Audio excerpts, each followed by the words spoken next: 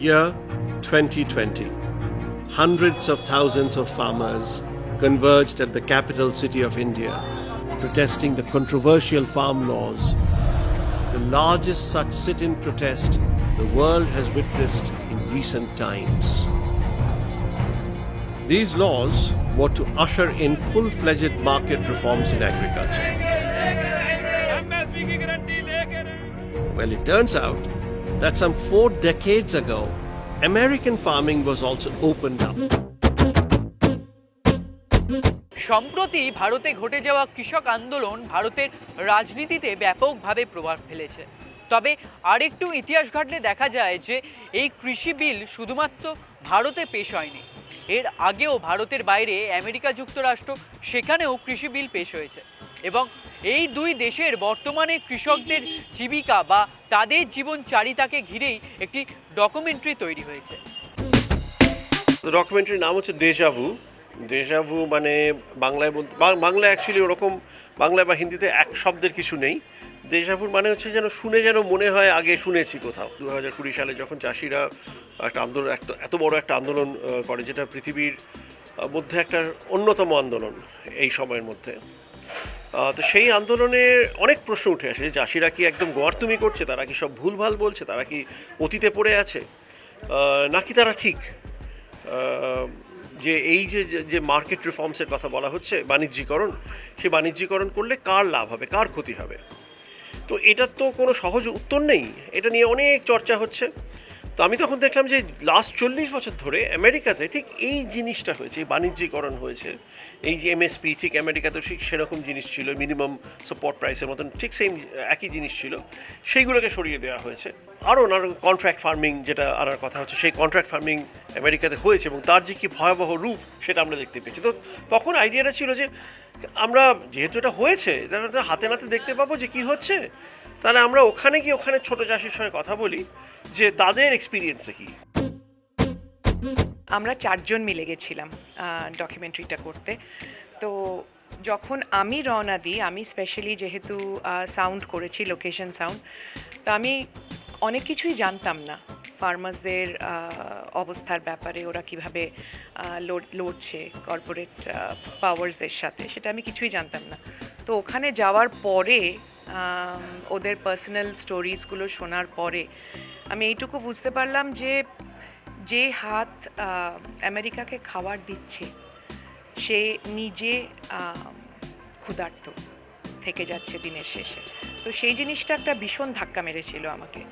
তো ওদের প্রত্যেকের কাছেই একটাই, যখন আমরা গিয়ে কথা বললাম, ওরা প্রত্যেকেই বললো আমাদের স্টোরিটা একটু বাইরে নিয়ে যান, কারণ আর যে ইন্ডিয়ান যারা আমাদের ভারতীয় কৃষক যারা নিজেদের যে আন্দোলনটা শুরু করেছিলেন, তাদের প্রত্যেকের কাছে আমাদের ওনারা আমাদেরকে ধন্যবাদ জানালেন যে অনেক সাহস দরকার হয়, অনেক লম্বা লড়াই এটা, এবং আপনারা লড়ে যান। Total production, shooting, and the first couple of quite a few drafts of edit has been done by Vedabruto, and who has actually faced everything, all the moments, emotional ups and downs, and যা সমস্যা এই 40 বছর আগের গল্পে ছিল, যেটা আবার সম্ভবত ওনার একটা আশঙ্কা, এটা অনেকেরই আশঙ্কা যে এটা এখানে আবার রিপিট হবে না। তো এই মূল প্রতিপাদ্য নিয়ে যখন এই ছবিটা হয়েছে, তখন উনি অনেক অনেক অনেক কিছুর মধ্যে দিয়ে গেছেন, যেটা I am sure that you must have gotten it from Vedabruto. But when I joined him, I'm very proud, and I feel very excited that I have been a part of this post-production, যেটা editing আমরা একসাথে বাড়িতে বসে অনেকটাই mainly এই বাড়িতেই হয়েছে, আমাদের বাড়িতে।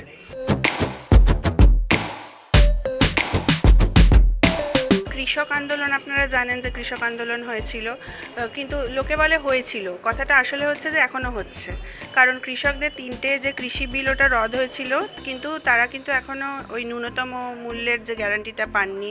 তাছাড়া ভারতবর্ষ যে একটা WTO চুক্তি করেছে, যার ফলে কৃষিক্ষেত্রে হচ্ছে আপনার কর্পোরেটরা ডাইরেক্টলি চলে আসে, যেখানে গভর্নমেন্ট রেগুলেশন থাকবে না, কর্পোরেট ডাইরেক্টলি ফার্মারদেরকে এটা করবে। কিন্তু ব্যাপারটা হচ্ছে যে ধরুন আপনি একটা মডেল কোনো দেশে নামাতে চাইছেন, তখন তো আপনি আগে দেখবেন যে ওই মডেলটা কি অন্য কোনো দেশে কাজ করেছে। এটা তো যে কোনো লোকের দেখা উচিত, তাই না? তো এই মডেলটাই এই একইভাবে 40 বছর আগে আমেরিকাতেও করা হয়েছিল। তো আমাদের যিনি আজকের পরিচালক বেদব্রত পাইন, উনি যেহেতু আমেরিকাতেও থাকেন, মানে ভাগ ভাগ করে থাকেন, তো উনি আমেরিকাতে গিয়ে ওই 40 বছর আগে ওই আইনটা আসার পরে ওখানকার যারা ছোট পুঁজির কৃষক, মানে অল্প পুঁজি নিয়ে যারা কৃষক, তারাই তো ম্যাক্সিমাম নাম্বারে, তাই না? তো তাদের সবার সাথে উনি কথা বলে, মানে উনি পুরো আমেরিকার মধ্যে 10,000 কিলোমিটার ট্রাভেল করেছেন, অনেক অসংখ্য মানুষের সাথে কথা বলেছেন যে ছোট পুঁজির কৃষকের উপরে ওইটার কী প্রভাব পড়েছিল। আজকে কৃষক তৈরি করছে, সে ফসল ফলাচ্ছে, সেই ফসলটা বাজারিকরণ হচ্ছে, তারপরে সেটা আমরা ভোগ্যপণ্য হিসাবে নিচ্ছি। তো প্রবলেমটা যেখানে হয়ে দাঁড়িয়েছে আজকে, এই মিডিলের যে মিডল ম্যান যেটা রয়েছে, এবার কৃষক কোন দামে তৈরি করছে আর এরা কোন দামে বাজারিকরণ করছে, এর ভেতরে একটা হিউজ গ্যাপ। মানে আজকে কৃষকরা একটা ফসল ফলিয়ে সে তার প্রাপ্য ন্যায্য পাওনাটুকু পাচ্ছে না, সেই জায়গাটা দাঁড়িয়ে মুনাফাটা লুটছে কর্পোরেট সেক্টর টোটাল। এবং এই কর্পোরেট কালচারটা আজকে এইভাবে কৃষি ইন্ডাস্ট্রির ভেতরে ঢুকে গেছে যে এটা এখন প্র্যাকটিক্যালি ওরা শোষিত হচ্ছে আজকে কৃষক। আমেরিকাও তো একটা বড় দেশ, তারা এটা চেয়েছিল।